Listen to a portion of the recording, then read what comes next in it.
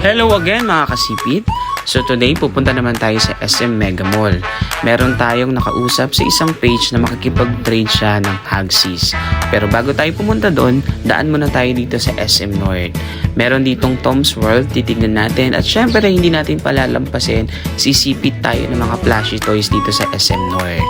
So tara, samahan nyo kami. Sa susunod na video, ipapakita natin yung pagkikipag-trade natin sa SM Mega Mall. Pero bago ang lahat yan, pupunta muna tayo dito. At syempre, susubukan natin kung makakapaldo tayo o hindi. So ito nga pala ipapalit ko sa ka-meetup natin dito sa SM Mega Mall. Ayan. So dito na nga, naglalakad na nga kami para magpunta sa Tom's World SM North. Tignan natin kung okay ba ang claw machine nila, kung makakapaldo tayo. Ayan, paakit na po kami. So makikita to ang Tom's World dito sa the block 3rd floor. Ito na nga, nakikita na natin, lalakad na kami.